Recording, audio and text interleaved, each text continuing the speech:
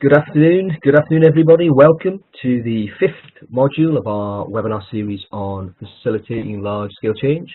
I am, again, Ian Smith, Programme Lead for Improvement Methodology in NHS England's Sustainable Improvement Team. I'm MC and host for today's webinar, and with me from the team we also have Elaine Bayliss, who is monitoring the chat box, and Rachel Clary is also handling all things technical, helping with some of the interactive sections of the webinar today. If there are any problems technical-wise, please do get in touch with Rachel or one of the team. They will do their very best to help if there is anything of that nature. So today we have joining us Samantha Riley, Head of Improvement Analytics at NHS Improvement, and Alison Johnson, Measurement and Evaluation Manager in NHS England's Sustainable Improvement Team, with our good selves.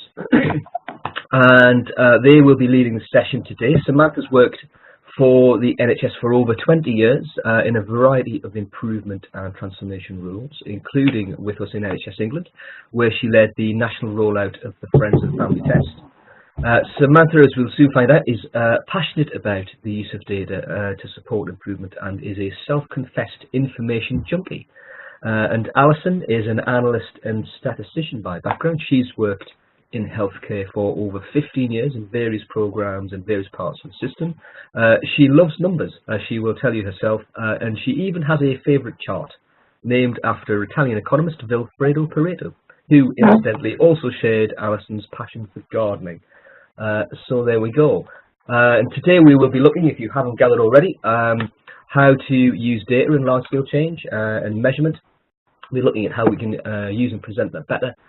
Thinking about measurement for improvement, which is a specific type of measurement, looking at different phases of measurement, different types of metrics, and how we can bring that into our large-scale change efforts. So I think, without further ado, Samantha is first up, so I will hand over the reins to your good self, Samantha, to take us through the first part of the session. Thank you. Great to be with all of you. I'm really pleased to be joining you on this WebEx. We've got a lot to cover, so we're going to go reasonably quickly through this. But I just wanted to start by saying that I had the great privilege of actually being one of the participants for the first Academy for Large-Scale Change programme, which was probably around 10 years ago now. And just to say that it fundamentally changed how I functioned as an individual. I think for me it was a very liberating programme. It gave me permission to not plan forever and write PIDs that were hundreds of pages long. It gave me the permission to get on and do something and to test out different things and to constantly look at gaining new supporters for my particular large-scale change project, which happened to be changing how the NHS uses data. So I've been on that mission for quite a long time and I'm still going. And no doubt the Academy for Large-Scale Change experience has helped me get there. So I think my advice to you is, in terms of your efforts, crack on and do some stuff. My experience is that if you get on and deliver change, then you tend to get more supporters. I've been really keen to constantly look for new opportunities and what are those hooks that you can hook people into. What are the kind of current things that maybe people are going to take more notice of what you're trying to achieve, and just be really clear about kind of tailoring your message to different individuals, because for me that's been a really important thing. In my current role, and my current mission continues in terms of helping the NHS use data better, I think for me I've focused much more over the last few months in terms of why it's important to change. So in terms of why it's important for us to change how we look at data, from what I see, we're in a world where we're kind of drowning in reports that look something like this. We see lots of red, amber, green. We see lots of reports where there are little arrows indicating that the number this month either went up or down or remained the same. And my question to you is, does this help us in terms of making decisions and making the NHS a better place? Been doing quite a lot of work with trust boards recently, which has involved us playing back some of their own data in a different way and highlighting maybe some of the things in their board reports that might not be terribly useful. So here's an example from a trust that we worked with.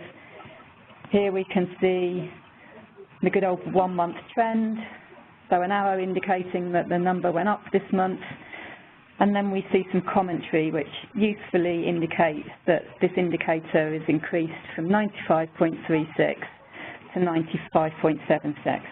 My question to you is that important or distracting narrative? Is that something that is useful for a board to be discussing? I'm sure that you will answer, no, that's actually distracting and not helpful at all. Yeah, we see lots of it.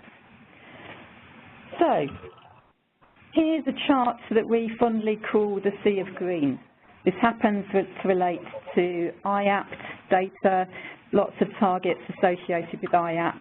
It doesn't really matter what the target is. If this were in a board report that were 170 pages long, I'd like you to indicate using the megaphone, give me a green tick if you think that everything's okay, you're going to flick over this page and you're not going to be worried about it, and give me a red cross if you wouldn't be reassured in terms of this presentation of data.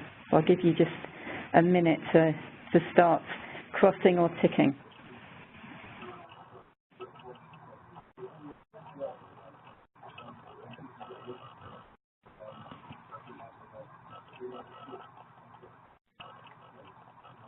And just to say, this is real data, and it's data that we used with the first trust board that we worked with. What they said to us was that they wouldn't take any time at all to discuss this data. They would flick over to the next page where they would be essentially focused on things that were indicating red, and those are the things that they should be talking about. And yes, please do enter any comments into the chat box throughout the whole of this session if you want to. I look at variation, that's good. I'm liking you already. So, we've clearly got a number of people on this WebEx that already understand the importance of variation, which is fantastic. I'm going to move us on to the next presentation now. And here we're looking at IAPT data again. We've extended the time series of the data. We're looking at data over time, and these are all things called statistical process control charts. So in this session, this is going to be something that we'll hopefully introduce to some of you that haven't heard of them, maybe give you a reminder to some of you that have seen them before, and no doubt we've got some real experts on the call, which is great. So here we're looking at SPC charts. You don't have to be an analyst or a statistician, I would suggest, to wonder whether there is something going wrong, in particular with one of these indicators, the IAPT treatment 6 weeks.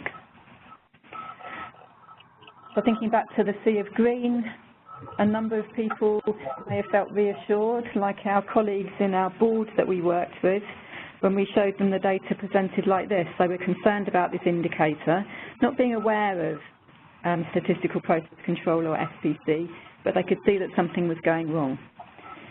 So Alison's going to talk a bit later about the SPC rules that help you understand when something is changing. But just to say, on this particular graph, when you see the dots turn to yellow, that means that something very unusual is happening. The reason that it was still green is you might be able to see that the standard is just being achieved, that third point towards the end. But we can fairly predictably say that this system is heading for a problem, and soon they'll be turning into the red, which will bring some attention in terms of what's going wrong here. So I'd like to introduce you to John and Mary. Here they are. Mary started a new job at Sainsbury's, and she leaves work at 6 o'clock. And she gets the bus home from work, and when she starts this new job, John is on holiday playing golf with his friends. So what she decides to do, and people have questions why she's done this, it might be something that I would do myself, she decides that she is going to record what time she gets home from work. So on this graph, where we see the line, that's when she arrives home at 7 o'clock. The first day she arrives home at 7, then 5 to 7, then 7 o'clock. So she carries on recording the time that she gets home from work, and then John returns from his holiday, and he says to Mary, how's that new job going? And she says, it's going fine, thank you. And he asks what time she gets home from work, and she says she gets home at 7 o'clock.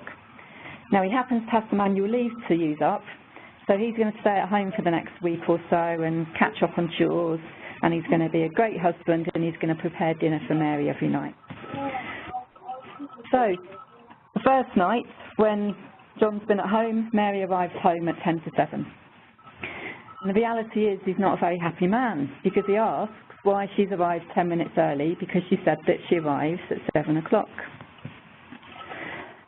The next day she does arrive at 7 o'clock, and he's, again, not a happy man, not very easily pleased, John, because he wants to know why she's arrived at 7 o'clock today when she arrived at 10 to 7 yesterday. And he's changed the time of dinner so that now she's actually late for dinner. So we're not going to run through all of these slides, but I'm hoping that by now you're thinking, well, what's going on with John? Of course, this is just normal, isn't it? We know that if we're going to journey home to work, we're not going to arrive at precisely the same time. So we're going to stop here and just have a little think about thoughts on John and Mary. So any of you that have got a thought on John or Mary or their relationship or what's going on, do you want to type it into the chat box? We need to have a range. Absolutely. Very odd. I like that. And when we run board sessions, we do run through this example with them, and we do get some funny comments back in terms of, you know, maybe they're heading for a divorce or John needs to chill out a bit. But yes, very often people do say that actually John needs to understand the variation. And yes, he probably is worried about dinner burning.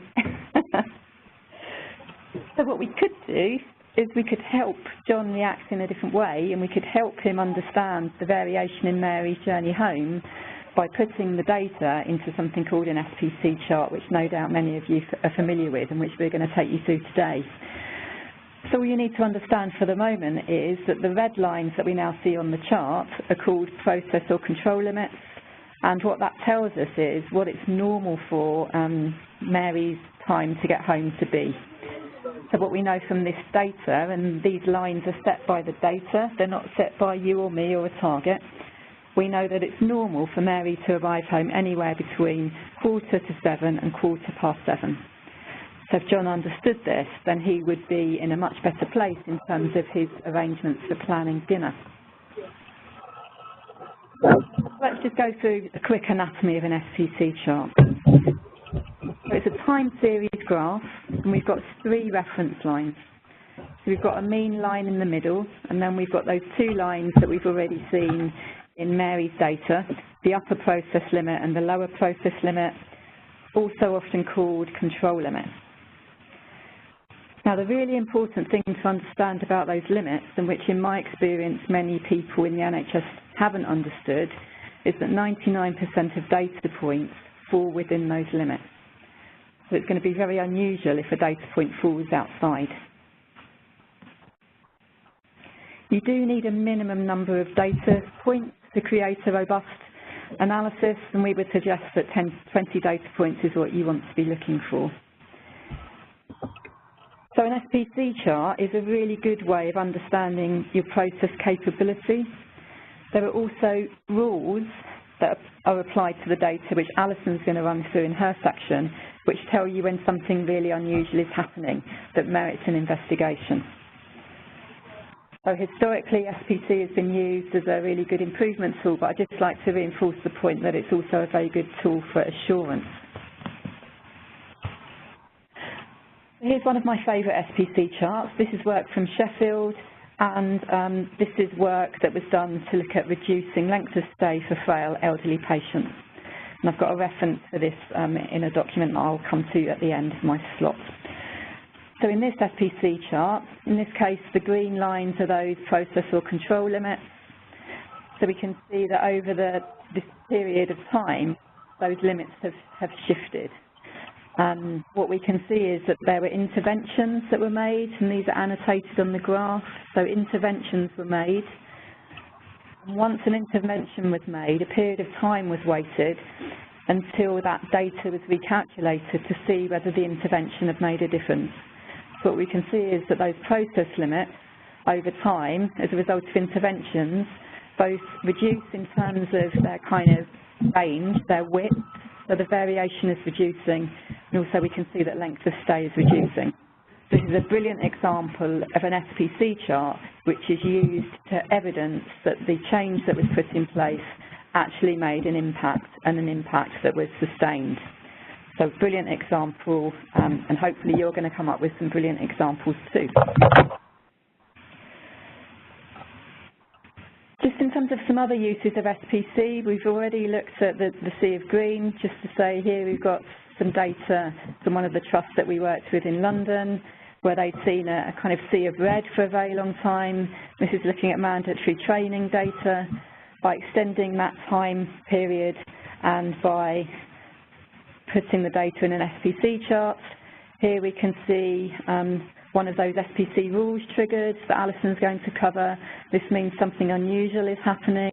The reason that this indicator is still showing red is that we can see that the target is quite a way above where they're currently performing. But this would change the nature of a conversation rather than everything's failing, it's all terrible. So actually something that we did there made a difference, but it's probably not going to make enough difference to get us to the target, so what else do we need to do?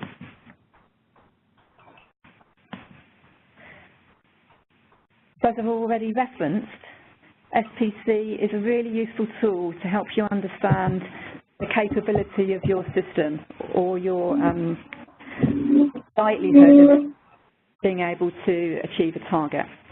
So here we see an example where, let's say you've got a target of 80, and you need to be achieving 80 or above. Here we can see those process limits are below that target, and reminding ourselves that 99% of data falls within those limits. It's going to be an absolute fluke for this system to ever achieve this target. So you need to go away and redesign the system. Here we've got another example. We've exceeded our target this month. Well, the question then is this organisation going to be exceeding this target the whole time? And this has maybe been one of the most shocking messages that we've delivered to boards in the sessions over the last few months. So here we're looking at clinical incidents that do not cause harm. We've got a target of 96% in there. In this instance, the dotted green lines are the process limits. So we can see the target right bang in the centre, reminding ourselves that 99% of data points fall within those process limits. This system is going to randomly sometimes achieve the target and sometimes not. So if you think back to those reports that we're probably looking at now, that are red, amber and green, we're going to see this flicking between red and green, and maybe this organisation is congratulating themselves when they've gone green because they must have done something to make it turn green. When it goes red, they're going to want to understand what's happened. By looking at the data in this way, they understand that actually they need to do something quite different if they're going to be assured that they're going to achieve the target the whole time. So there's a strong evidence base that tells us that we make better decisions if we use SPC as an approach. And maybe if you worked in the health service 12 or 14 years ago, SPC was used considerably more than it is now. Bit of investigation to do in terms of why that's changed, but the situation has changed and we want to get back to where we were and be even better at using this as an approach. The CQC recently put something out which Rachel has just put the link into the chat box, which is a 2-page mini guide on signs of a mature QI approach. This talks about the fact that the board looks at data as time series analysis and makes decisions based on an understanding of variation, so hooray. And in the footnote they talk about the fact that data is presented as a run chart or control charts instead of bar charts, pie charts or RAG rated. And narrative analysis describes system quality and performance using terminology of common cause and special cause variation. This is brilliant news that not only NHSI are trying to move to a different way of regulation, but so are the CQC. So, I don't know if any of you have come across our new guide, Making Data Count. This came out on the 16th of May. It's an interactive PDF, and it reinforces the messages that we're delivering in this session today. So here are the contents, and here's the web link. We've got the forward, we've got some nuts and bolts kind of introduction to SPC to reinforce what we're talking about today. Then we have two sections, one focused on people that have got analytical roles and one for people that have got a decision-making role. In both of those sections there are scenarios for people to work through. Later in the document we have a Doing It Together section with some exercises and some train the trainer materials. And there are links to lots of useful resources, including those published papers that you can go away and have a look at. We've had good feedback so far. We're encouraging analysts and decision makers to work more closely together. We've got little videos reinforcing some key learning points. And here's an example of one of those scenarios. This one is about the fact that your Assistant Director of Performance has come to discuss this graph with you. And this is the first analyst scenario. So I'd encourage you to go away and have a look at that and to let us know what would be really useful to you to take your improvement efforts forward. People are starting to pledge action, so there's a pledge sheet within that guide. Feels like we've got a bit of a movement going in terms of people wanting to move away from red, amber, green, moving to plot the dots and looking at data over time and using SPC. So I would encourage you in your improvement efforts to print off that sheet, and if you're on Twitter, put up a photo and follow the hashtag #plotthedot, because people really are starting to share some really good stuff in terms of what they're doing. Last thing to say from me is that there is also a virtual community of interest. We've got nearly 850 people now within that community. Within the Making Data Count guide, there's details of how you can join that community. People are sharing, people are answering questions, so I would encourage you to join. That's all from me for now. I'm going to hand over to Alison. Thanks, Sam. Okay, so Sam has talked about making better use of our data, but I'm sure there are at least a few of you thinking, well, we've all been there and done all of that before.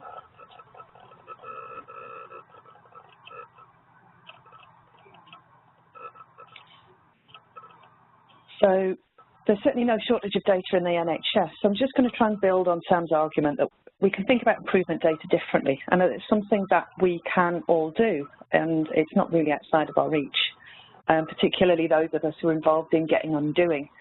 So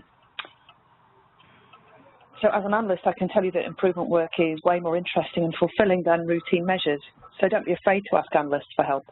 But also importantly, measurement for improvement is actually easy enough that all of us can get involved and can get started. So I'm just going to take you through some of the basics of measurement for improvement, which will hopefully give you a little bit of confidence in applying some of these tools in your work. So there are three phases of measurement, two of which you'll no doubt be familiar with already. So the first is performance measurement, where the audience is your senior strategic management. You might even be doing this for the public. You're quite often doing this to prove your accountability. Is the quality good enough? Sam showed us quite a few examples where we've set targets. Are we trying to achieve a specific target? Sample sizes are very large, and sometimes we'll even do a full census where we collect all of the data. These usually span several years of data, sometimes decades. Then we've also got research, which is for a much more clinical audience. This is where we're interested in discovering something new. We'll use things like randomized controlled trials to determine whether a new treatment is better than existing treatments. Again, we use large statistically significant samples. We might be looking for very small improvements in treatment, but it needs to be lots and lots of data to prove that it's statistically significant. And again, they'll take several years to conduct. But measurement for improvement, on the other hand, is very different. We often have a largely internal audience. We'll be talking about staff, direct managers, stakeholders, patients, but not necessarily the public. So people that are directly involved with a particular service or a particular system. And what we're looking at is data that will tell us that a new way is working better than before.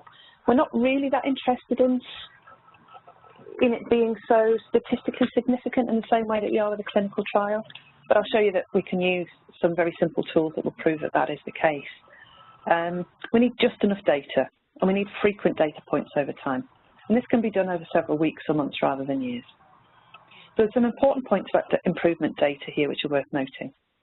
The great thing about improvement data is that the only thing you need to do is to use it to show yourselves that the changes you're making to services are working.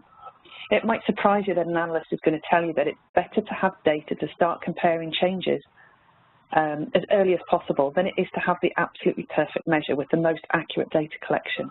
When you think about your quality of data, think just about who you're going to need to share it with. If it's just within your team, then sometimes quick and dirty data is just fine.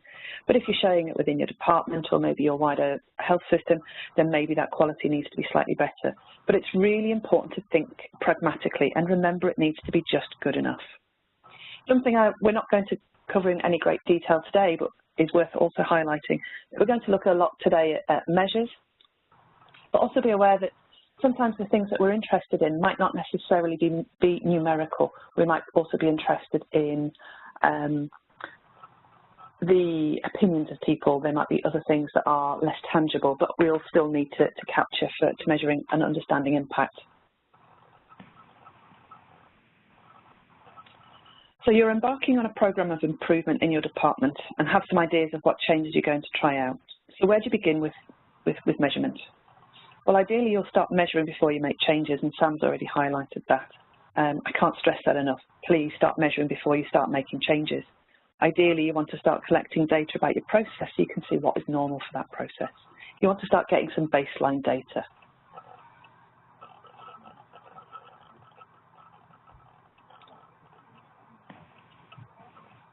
It's not practical to measure absolutely everything about the services or system that we're trying to change, so being pragmatic, we want to measure just a small subset of meaningful measures. So I'm going to tell you how we might choose those. So first of all, we have an outcome measure, which is the voice of the... So outcome measures, reflect the end result of healthcare interventions and are related to people and the things that happen to them. They include things like mortality and survival rates, hospital-acquired infection rates, and things like patient experience. The great thing about outcome measures is that this is the sharp end of healthcare. These are the people who use our services, but they're also the slowest things to respond to the changes that we make in our services. For example, we can speed up the referral process for cancer patients, but it might take months or years to detect the improved survival rates for these people. So while these are powerful and important measures, we quite often want to back them up with other measures which show a more immediate response to change.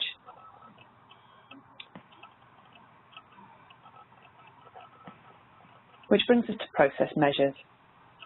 So these reflect the working of the system and are the physical things that we can change, things like the number of clinical appointments, waiting times, number of patients receiving a specific treatment. So the power of process measures is that these are often measuring the things that we are able to directly change. So as you make changes to your service, you should see these measures move very quickly. If you increase the number of surgeries carried out per week, then you'd expect to see the waiting times drop accordingly. If you're redesigning a simple service or process, maybe one measure might be enough. But if you're redesigning a whole system, you might need several measures which span the breadth of the service to see what's being changed. Which also brings me on to balancing measures, which are looking to detect other related factors that may be influencing the outcome or process measures. So these are things like the case mix, how sick the patients are when they present, and factors that might increase or decrease the number of patients that you are seeing, such as a flu outbreak or availability of other services.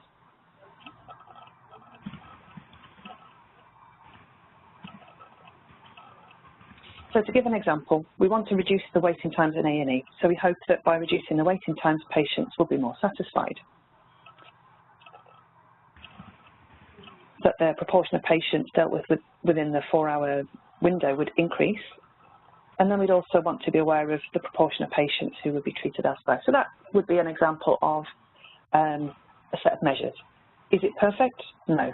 And in the real world, you might maybe rework some of these to focus on the things that matter to your department or your patients.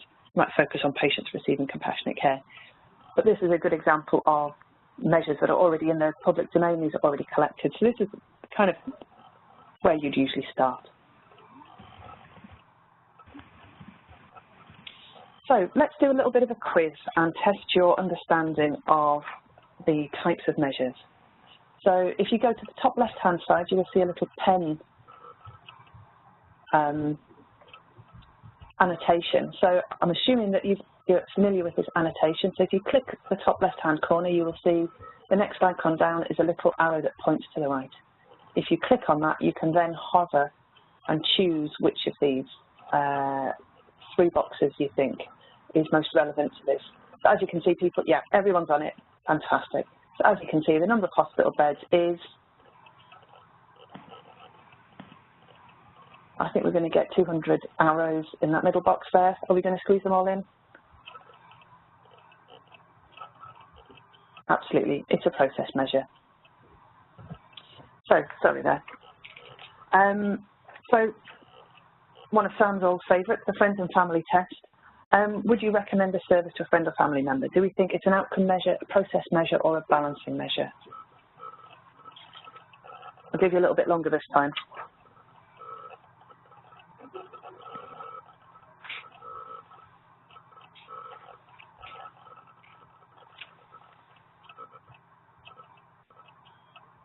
See if we can wait until we stop there.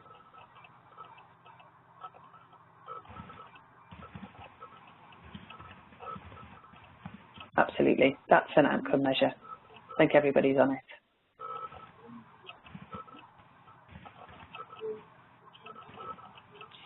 So, proportion of patients, of A&E patients seen within 4 hours. Do we think it's an outcome measure, process measure, or a balancing measure?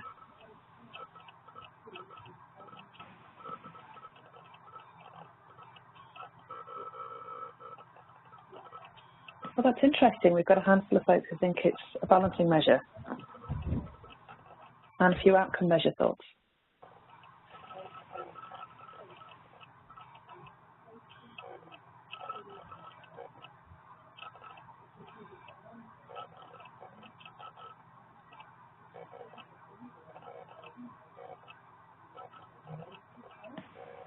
It's not a trick question. Yes, it is a process measure. But I can understand why some people might have thought it was an outcome measure because we are talking about patients. And of course, if we're interested in maybe services upstream or downstream from A&E, then it could also be a balancing measure. The last one, percentage of patients with 2 or more long-term health conditions.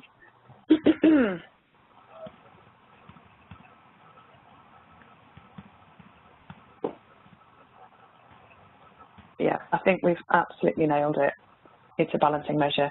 Yes, absolutely. It's a great example of case mix. Obviously, the higher proportion of patients that we have with long-term health conditions can really affect the type of care that they need.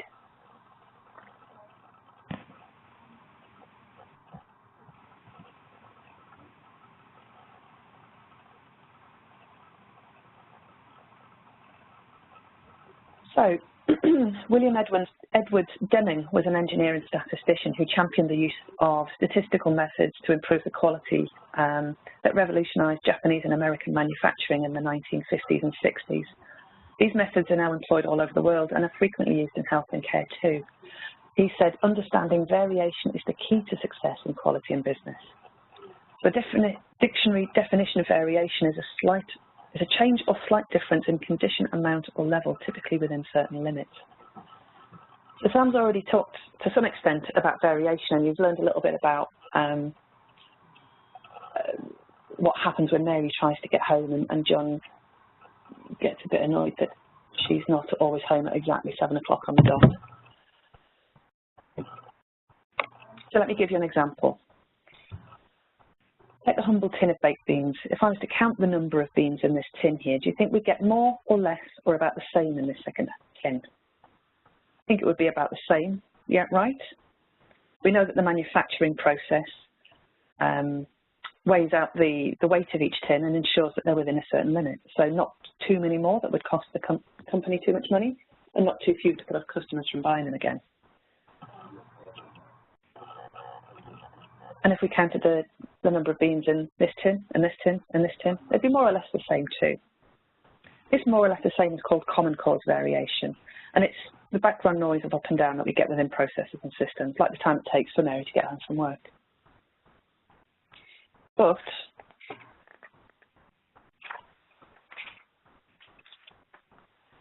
what about now? Is it more or less the same? Of course, it's less. We're comparing a 415-gram tin with a 200-gram tin. We've changed something fundamental about the product. So, of course, we've got significant change. No matter how many smaller tins we measured, there would always be fewer beans per tin. So this is called special cause variation, and it tells us that something is fundamentally different. Of course, in healthcare, we don't have labels on tins to tell us what's happening. So this is why we need the data to tell us. So maybe our world is a bit more like this. So let's test our understanding about common cause and special cause variation. Here's an example of natural variation. If we were to weigh this collection of men and women, we'd get a range of weights. It's common cause variation. However, if we introduced someone like Arnie here, who has eaten and trained specifically to add muscle mass to his body, we'd get an unusual result. He's introduced special cause variation. So he's introduced special cause variation by doing something different. In healthcare, again, we could be adding special cause variation by adding a new member of staff, changing your appointment system, or perhaps training your staff in new skills. So let's try a quick quiz. Oh,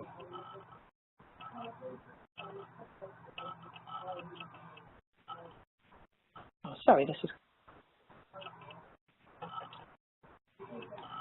You're having some technical problems now. I'm having some technical problems in that for some reason it's I'm having to do multiple clicks, but anyway, I think we've got it all.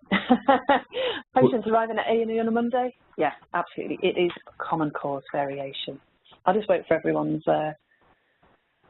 little arrows to pop up.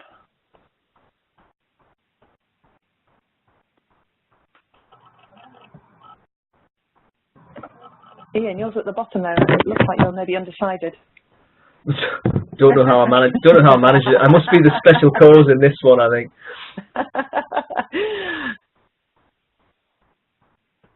Okay, absolutely, that was special cause. Sorry, Simon. However, if we look at the patients arriving at A&E on a Monday during a bank holiday, do we think that's common cause or special cause? Yeah, absolutely, it's special cause. We know that on a bank holiday, services are closed, so you can't go to see your normal GP. Plus, you know, it's bank holiday, so more people are out there doing DIY and, you know, cutting themselves and drilling through their hand and all of those kind of things. So A&E is likely to be busy on a bank holiday Monday.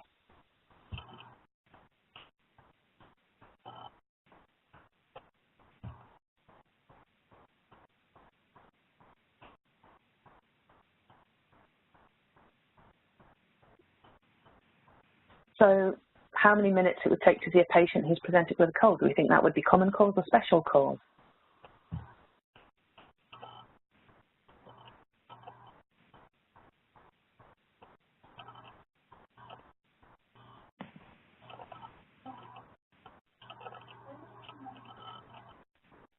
Absolutely, this is common cause. We know that typically you see a patient with a very simple health problem. They're going to be seen within a reasonably short amount of time, and they could be in and out quite quickly. However, this is, you know, the NHS, and the patient who presents with a cold could actually have something much more sinister underlying. So we also have to account for the odd special cause case of a patient presenting with a cold and then maybe having other problems. So we understand the importance of variation, but as we've seen with Sam, raw data is usually in the form of tables of numbers, and it doesn't really tell us a story. In fact, it can be really quite difficult to understand what's happening. So we need to visualize the data to make sense or to tell a story with it. We've got lots of ways of doing that. We have got bar charts and line charts. My favorite one, of course, being a Pareto chart, which is a type of bar chart. But what is really important is to remember that for improvement work, line chart is really where we want to be focusing our efforts. These are the most helpful ones. So Sam's already highlighted taken us through a little bit of what we can see on a SPC chart. So we're just going to refresh it here. So a run chart and a statistical process control chart are very, very similar. A run chart is a simpler version of an SPC chart, and they both operate off similar rules. So what can we see here? So they're basically line graphs plotting time, so be it hours, days, weeks, or months across the bottom. And then we've got the thing that we're interested in measuring along the left-hand side. This can be absolutely anything. It could be weight, number of patients, rate of patients seen, whatever it is that we're trying to improve. So they both have lines across the middle. The run chart has a median line, which is the middle value for the set of data. And for an SPC, it's a mean, which is an average. In a lot of cases, they'll be fairly similar, so I wouldn't really worry about what that means. So Sam's already mentioned that we've got the control limits on the statistical process control. So when we've got enough data, we can then calculate where 99% of data is likely to fall between. And that's what these two lines here. We don't have it on a run chart, so we typically do a run chart where we don't quite have enough data to do an SPC. And I'll talk you through that in a little bit.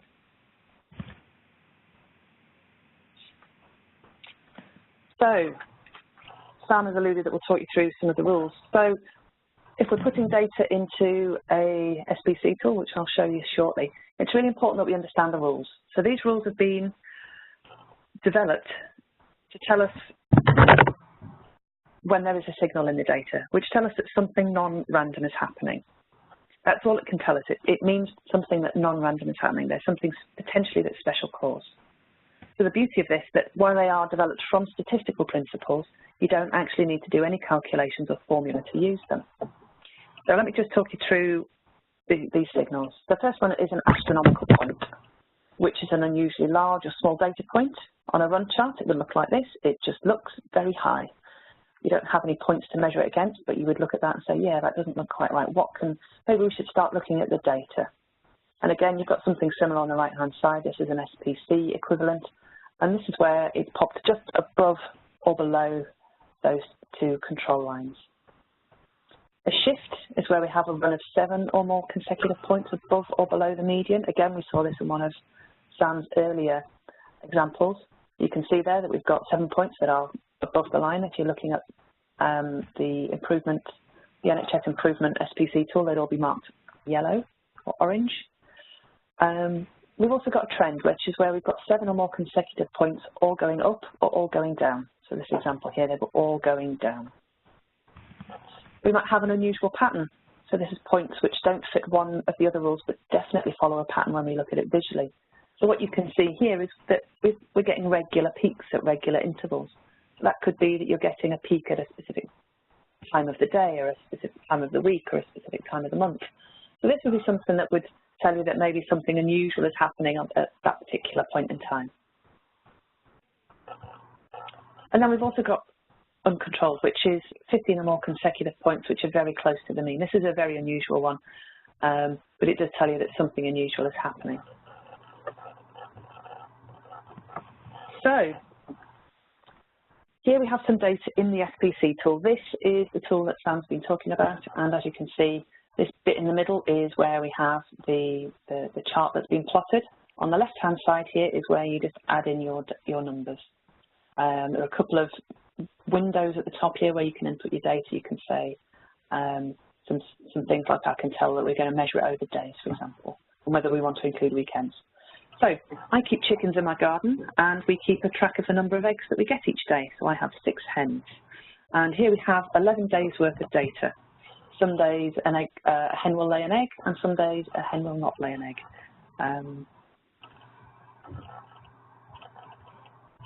So as you can see here, we've got a bit of variation, but there are no signals yet. So this is, in its current form, is a run chart. We don't have our control lines above and below yet.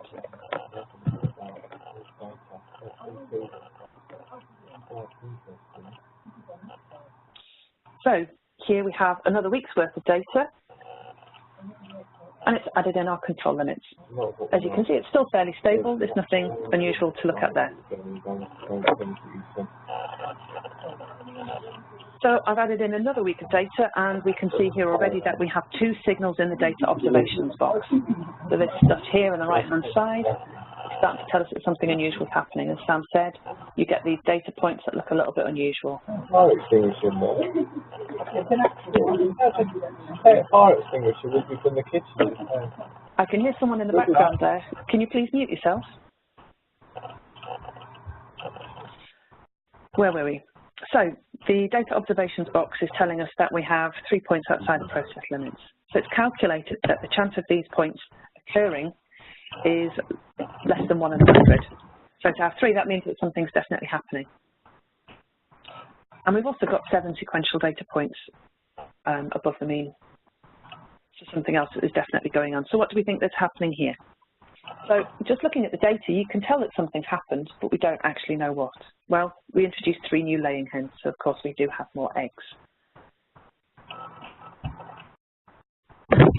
So I would like to invite you all to take part in the Dot the Plot challenge. I would like you all to practice drawing your own run or SPC chart using some data that you have in your work area. So choose some local time series data that you have at least 15 data points for, ideally 20 or more, and visit this website. We've got the links at the end. We've got the links at the end for you to follow, so please click on that and you'll be able to download it. It's just a simple Excel file. You don't need any special software. Add in your data and use the rules to test for any signals that might tell you that there's some non-random variation. Highlight and annotate your chart saying what the change you made was and the impact it had. Take a screenshot and post it on Twitter with our plotthedot hashtag.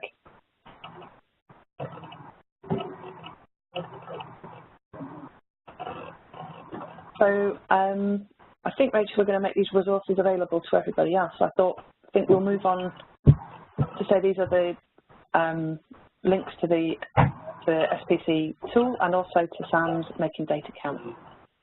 We've also got Mike Davidge's 7 Steps to Measurement for Improvement, which takes you through a little bit of the theory behind measurement for improvement. And we've also got the How to Become an Improvement Measure Expert in 60 Minutes, which adds a little bit more detail to it as well. So I think that's everything from me, and I'd just like to hand over to Ian for questions. Well, thank you very much, Alison and Samantha. Maybe it's because I have a background in analysis and I'm a bit of a measurement geek myself that I always enjoy doing this session with you. I thought it was great. I hope other people feel the same way. There's certainly lots of interaction in the chat box. We've got a few minutes before we do some closing up stuff around what's happening next week and a few other things we've got to talk to you about. So there's time for a few questions, and there certainly seem to be some about some aspects of measurement in the chat. I might come across to my colleague Elaine and ask if she's noted any questions that we could perhaps address. And if you have some questions right now, you can pop them in the chat box and we'll see if Alison and Sam can answer them for you. So Elaine, do we have anything there ready to go?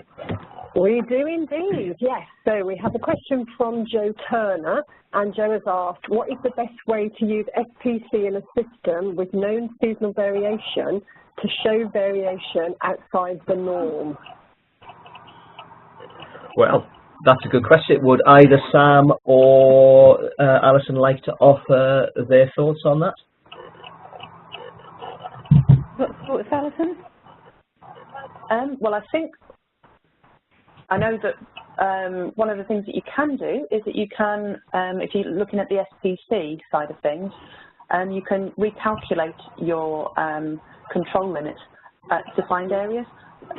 Slightly more advanced bit of the tool, but it's very easy to do.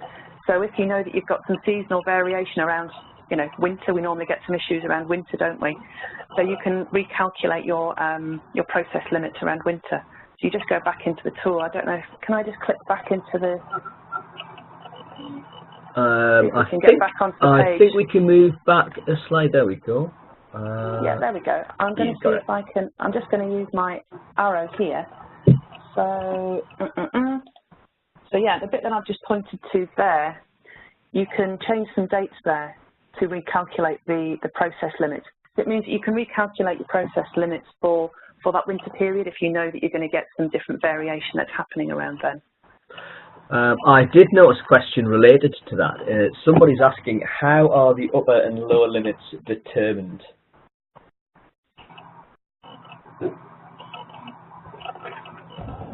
Would you like to know the formula for that? No, I don't necessarily think that's the answer. There are formulas for them. I think the general answer is the limits are calculated from the data themselves. So they mimic a statistical distribution where most of the data, as Sam's described it, falls between the limits. So the data determines the limits. That's why we look for a minimum of around 20 to 25 data points to calculate that accurately. And there are some formulas, none of them particularly complicated, and they are in some of the resources that Alison has signposted you to calculate limits for different types of charts. The one on here is an X chart or an I chart they usually refer to. It's the simplest one, and it's useful for absolutely everything. We've maybe got time for another question, Elaine, if there's something there in the chat box. There certainly seems to be comments.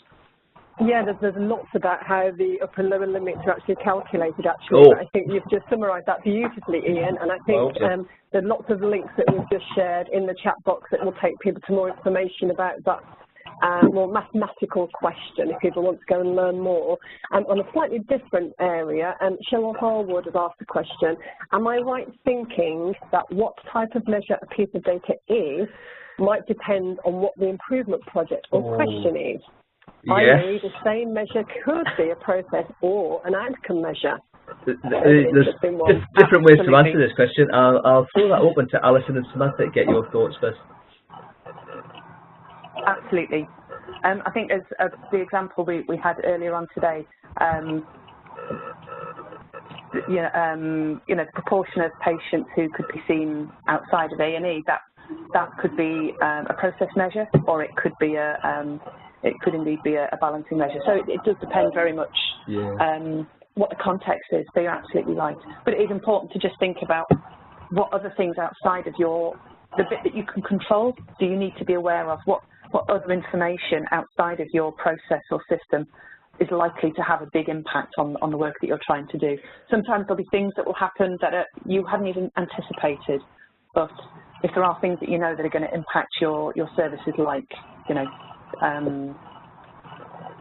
flu outbreaks, that kind of thing. If there are known things, it makes sense to just have at least an eye on that data to be able to adjust for it. Yes, indeed. Can I just you can, yes.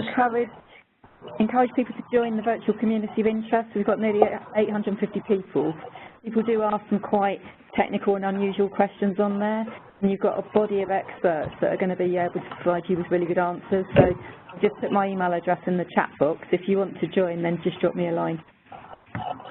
Good point. There are a few more questions coming in of that nature about how and when should you rebase the limits. It's a very commonly asked question, and if you do take up Sam's offer and join the community that she's established, that there are already many very good answers to that question on there, and it's one, unfortunately, I think we probably haven't got time to go into detail on this particular session because we have to move on. Well, you can get in touch with Peter, who has demonstrated himself to be very knowledgeable on this topic as well, indeed. But in the interest of time, I think if those of you who are speaking, if you can pop yourselves on mute, and I'll start to wrap up the session. There's a little bit to pass on to the delegates about what is coming up next. So again, there were questions around would the slides be shared and would the tools be available. The answer to all of that is yes. We've been using a collaboration space. The link is just shooting past there on the chat box on the NHS Network site. You can see the link on screen. Grab it from the chat box, or we'll also email it out to you. If you've not yet joined that space, please do so. All of the webinars that we've done, this one and the previous 4, are all recorded and available to view online there. And all of the resources that we've referenced throughout the series, including the slide decks, PDFs of the slides, all on the collaboration space. So a lot of resources on there. I think there's links to Sam's community as well. If you'd like to get involved, I'd say Sam's invited Peter on now. If you're not already on, Peter, you should be. There are a lot of like-minded folks on there. So what's coming up next? There are a few things coming up next. Immediately coming up next week is the 6th and final webinar of this series with our colleagues Liz Maddox-Brown and Rob Colbert on creating value in impact in networks. Those of you who've been with us from the beginning and have managed to join most of the webinars will know that we've talked about large-scale change and system leadership in these terms of working in network ways. So we'll be getting into some practical tools, a little bit more theory about how we can actually do that to hopefully get you started with those types of things your good selves. So same time next week, Thursday, 12th of July, 12:30. A few other things that I've been asked to do. We've just launched at the back end of last week expressions of interest for our large-scale change masterclasses. So for those of you who joined this webinar series and are interested in bringing a team to work practically on a large-scale change that you are either working on now or one that you're about to begin, there are opportunities to express an interest to apply to come along to one of those masterclasses. We have two on systems leadership and large-scale change, one in London, the 20th and 21st of September, one in Leeds the week after on the 26th and 27th of September. And there is, for those who attend that and wish to send a subset of teams, there is an additional masterclass to build on the first two around knowledge networks and evaluating impact, which has got a measurement and evaluation research aspect to it. So please do look out for information on that. There's a bit.ly link in the chat box now, and again the application forms and process are all on the collaboration space. So we'll be running those in the autumn. We hope that we can see many of you there at those events, and a couple more additional resources over the next few weeks. Again, we'll probably mention these next week when we close the final webinar series. For those who with a thirst for networks, we've got a webinar coming up with Chris Collins, a real guru on networks and knowledge management, the 7 deadly sins of knowledge sharing in networks, on the 16th of July. So we'll remind you next week. And there is an online course starting the week after next. Another part of our team running an improvement fundamentals online course. You can link this to your large-scale change into the lots of lots model and getting lots of various different things going. And again, a link there. So there are no shortage of opportunities to continue thinking about improvement and how to get other people involved, not only in this in those specific courses, but to bring those into your own large-scale change efforts as well. And I think that brings us to the end of the session. I hope that you have all enjoyed it as much as I have. I hope you will all be able to come back next week to join us for the final session on networks. And on that basis, I hope the weather is fine where you are and that you're enjoying this 70th anniversary of our NHS. And I will leave you on that note. Have a grand afternoon, folks, and hopefully we'll see you next week.